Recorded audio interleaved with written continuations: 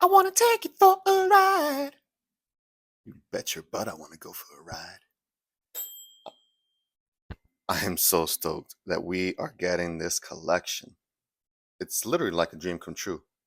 It's almost every fighting game you could want on one cartridge, like ones that are very expensive to get. And I can't wait. There were games that I don't have, or what, like, I mean, the only one I was really considering getting was Marvel vs. Capcom 2, and even that was pushing like 170, 200. Like, if I had found it for 150, like, I would have definitely sniped that. But now with this collection coming out, I can't wait. This might be the first game I've pre-ordered in maybe 10 years.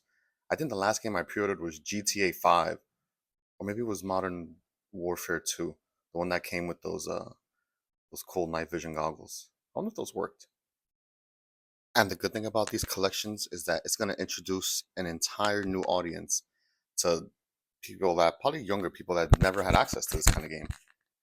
This is the game that I would go to the arcade to play, especially the Long Island Retro Convention that's coming up. I would go straight to that cabinet as soon as I got to the convention. I'd look forward to playing it with one of my best friends. It's so nostalgic, just going back and forth and beating him into the ground. And I really hope this collection is good. They said that we're gonna get the arcade version of some of the games, so the fighting should be really fluid, feel really good. I think the last Capcom collection undersold their projections, but I feel like it's an automatic hit they have on their hands here, and they know it.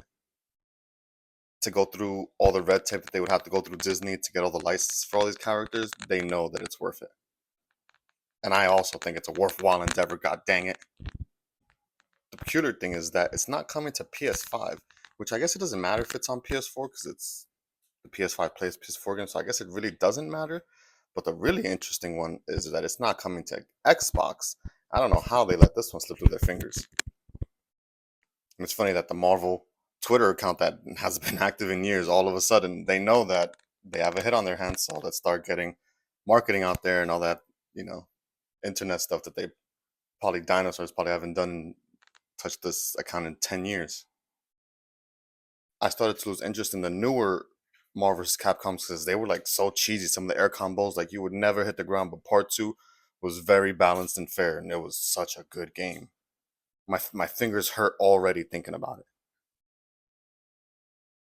And the part that I'm also thinking about is I'm assuming that the value of the original games is gonna have to drop a little bit. I think it's such a good game that it's not gonna drop that much, but I'm really curious to see what's gonna happen there. This will be a good test case to see what happens to the old prices when they make these new collections.